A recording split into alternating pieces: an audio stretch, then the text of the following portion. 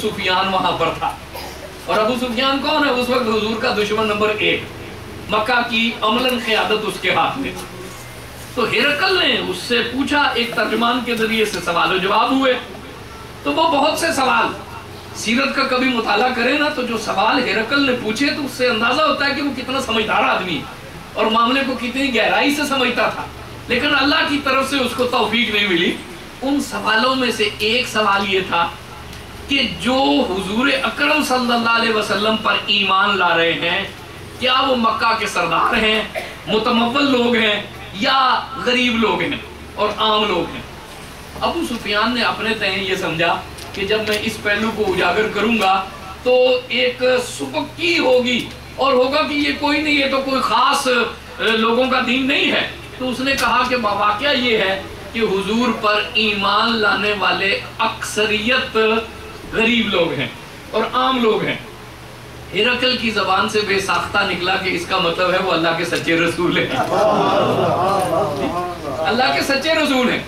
क्यों? कोई फ्राडिया हो ना, ठगो, तो वो फिर सबसे पहले मुआशरे के बाअसर लोगों को देखता है, उन्हें कैप्चर करने की कोशिश करता है, उन्हें अपनी गिरफ्त में लेने की कोशिश करता है। और जो अल्लाह का बंदा हो वो अल्लाह की मखलूक को अपनी आगोश मोहब्बत में ले, वो लोगों में बैठता है, वो फकीरों और गरीबों में बैठता है। उसका दरवाजा आम लोगों के लिए कुशादा होता है।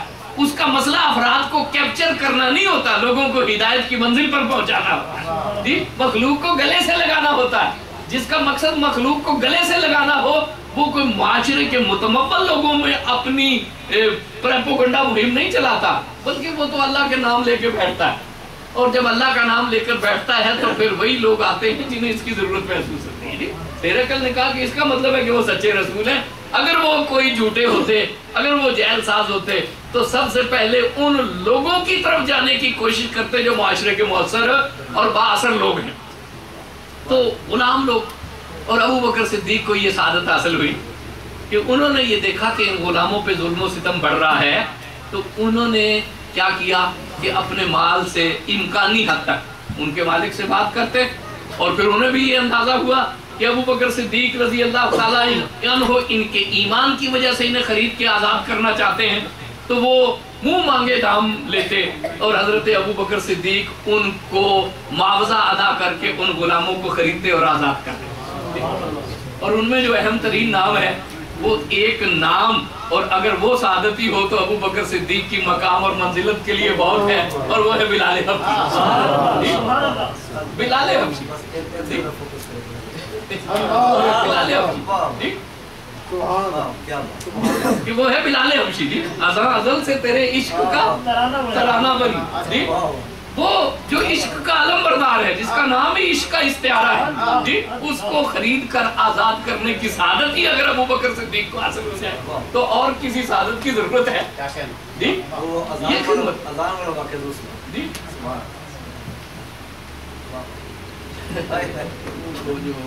वो आप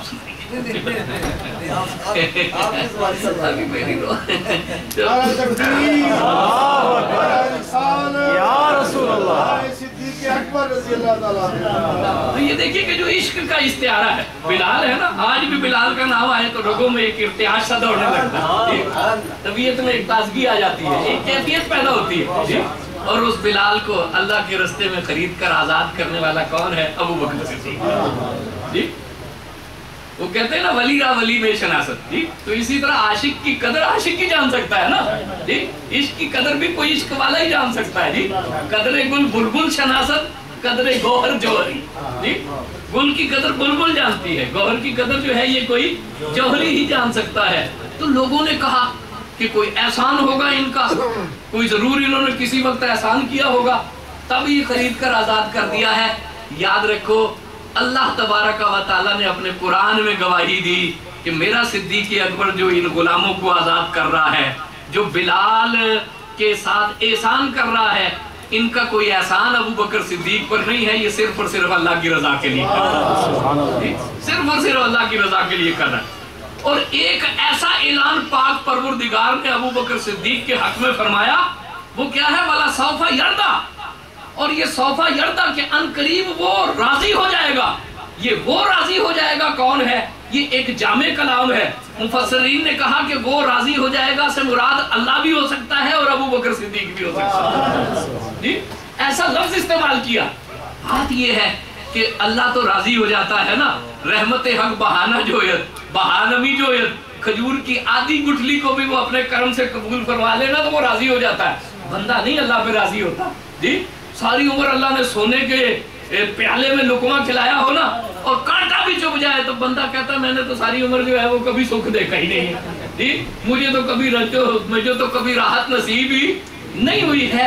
تو اللہ نے کہا کہ ابو بکر صدیق وہ ہے کہ اللہ اس سے راضی اور وہ اللہ سے راضی. تمانیت کا یہ مقام کہ وہ اللہ سے راضی ہے, یہ کتنے بڑے مقام کی بات ہے. اور آگے اس کا ثبوت بھی حدیث گرامی مرتبت سے حاصل ہوا. تو یہ حضور حضرت ابو بکر صدیق رضی اللہ تعالیٰ عنہ کی ذات والا تباہ ہے. اور حضرت ابو بکر صدیق کو کیا شرف حاصل ہوا جو ان کی زندگی کا ایک حاصل شرف جامی صاحب جس کی طرف اشارہ کر رہے تھے. حضور اکرم صلی اللہ علیہ وسلم کو اللہ نے ہجرت کا حکم فرمایا. حضور کے صحابہ کرام حضور اکرم صلی اللہ علیہ وسلم سے اجازت لے رہے ہیں اور ایک ایک کر کے ہجرت کر رہے ہیں. حضرت ابو بکر صدیق رضی اللہ تعالیٰ عنہ حضور کی خدمت میں حاضر ہوتے ہیں اور حضور اکرم صلی اللہ علیہ وسلم سے ہجرت کے بارے میں پوچھتے ہیں کہ کیا حکم ہے. حضور اکرم صلی اللہ علیہ وسلم نے فرمایا کہ ابو بکر تم کچھ دن ٹھہر جاؤ, ہو سکتا ہے اللہ تمہارے لیے بہتر رفاقت کا انتظام فرمائے. آپ فرماتے ہیں جب حضور نے یہ فرمایا نا تو میرے دل میں ایک امید پیدا ہوئی کہ حضور اکرم صلی اللہ علیہ وسلم اس سفر میں مجھے اپنے ساتھ لے جائیں. اور پھر وہ وقت آیا کہ ہجرت کا حکم. اور اتفاق دیکھیں کہ ایک دن مکہ والے جب دیکھتے ہیں کہ صحابہ ہجرت کر رہے ہیں تو انہوں نے کہا کہ یہ تو معاملہ ہمارے ہاتھ سے نکل رہا ہے, کسی دن حضور بھی ہجرت کر جائیں گے اور مدینہ میں جا کر یہ اپنی ایک جماعت تشکیل دے دیں گے. تو اس سلسلے پہ غور کرنا چاہیے. اہم قبیلوں کے لوگ ایک جگہ اکٹھا ہوئے, اس جگہ کا نام ہے دار الندوہ. تو وہاں پہ اکٹھے ہو گئے. ایک صاحب جسے وہ پہلے نہیں جانتے, ایک پیر فرتوت مکروہ شکل کا بوڑھا, وہ بھی اندر گھسنے لگا. لوگوں نے کہا کہ یہ تو اجنبی آدمی ہے اور اسے تو ہم نے نہیں آنے دینا, یہ کون ہے؟ تو اس نے کہا کہ میں نجد کے علاقے کا ایک شیخ. نجد کا علاقہ کون سا ہے؟ یہ جہاں دارالخلافہ ریاض ہے نا, یہ نجد کا علاقہ ہے. اور تاریخ بتاتی ہے کہ یہ بڑا شریر لوگوں کا علاقہ رہا ہے ہمیشہ سے, اور فتنے یہاں سے پھوٹتے ہیں اور لوگوں کا یہاں پہ تعارف ہی ہے کہ یہ انتہائی شریر اور شرارتی قسم کی. تو جب انہوں نے سنا کہ یہ نجد کا رہنے والا ہے تو انہوں نے کہا کہ یہ شرارتیوں کا سردار ہوگا اور ضرور یہ کوئی ایسا مشورہ دے گا جو ہمارے کام کا, یہ تو اپنا ہے. اور وہ کون تھا؟ وہ تھا شیطان. وہ تھا شیطان جو کہ شیخ نجدی کی صورت میں متمثل ہو کر وہاں پہ آ چکا. تو مشورے ہونے لگے. تو بہرحال طے یہ پایا کہ ہر قبیلے کے نمایاں لوگ, کچھ نوجوان حضور کے گھر کا گھیرا کر لیں اور حضور جب الگ صبح اپنے معمول کے مطابق مسجد حرام میں اللہ کے حضور حاضری کے لیے نکلے تو یک بارگی ان پر حملہ کر دیا جائے اور انہیں شہید کر دیا. یہ اس رات یہ فیصلہ ہوا اس. اور عین اس وقت جب وہ لوگ اکٹھے ہو رہے ہیں اور یہ فیصلہ کر رہے ہیں, اللہ کے پیارے رسول حضرت ابو بکر صدیق کے گھر تشریف لاتے ہیں. اور عین دوپہر کا وقت ہے. معمول تھا صبح آنا شام آنا, ہر روز تشریف لاتے تھے, لیکن معمول کیا تھا؟ صبح کے وقت یا شام کے وقت. اس دن جب کڑی دوپہر میں حضور تشریف لائے تو حضرت ابو بکر صدیق نے فرمایا کہ یا رسول اللہ, آج کوئی اہم معاملہ ہے جو کہ آپ اس وقت تشریف لائے. حضور نے فرمایا کہ ابو بکر, اللہ نے مجھے ہجرت کا حکم دے دیا ہے اور یہ اللہ کا حکم ہے کہ اس سفر میں تم میرے ساتھ ہو. حضرت سیرت ابن ہشام کی بڑی خوبصورت روایت. عائشہ صدیقہ فرماتی ہیں کہ میں اس وقت چھوٹی, مجھے یہ تو پتا تھا کہ کوئی دکھ ہو جائے نا اور رنج ہو جائے تو آنکھ سے آنسو بہتے ہیں, لوگ رو پڑتے ہیں. اس دن مجھے پہلی دفعہ پتا چلا کہ کوئی مسرت کی وجہ سے بھی روتا, کوئی خوشی کی وجہ سے بھی روتا. جب حضور نے یہ فرمایا کہ ابو بکر اس ہجرت کے سفر میں تم میرے ساتھ چلو گے تو ابو بکر صدیق اس خوشی کی وجہ سے بے ساختہ رونے لگے، پھوٹ پھوٹ کر رونے لگے۔ عائشہ صدیقہ فرماتی ہے اس دن مجھے پہلی دفعہ پتا چلا کہ خوشی کی وجہ سے بھی آنسو بہتے، خوشی کی وجہ سے بھی آنسو بہتے۔ مجھے یہ تو پتا تھا کہ غم کی وجہ سے آنسو بہتے ہیں، اس دن پہلی دفعہ مجھے پتا چلا کہ خوشی کی وجہ سے بھی آنسو بہتے ہیں۔ اب دو صحابہ کو کیا سعادت حاصل ہوئی؟ حضور نے حضرت علی کو طلب فرمایا۔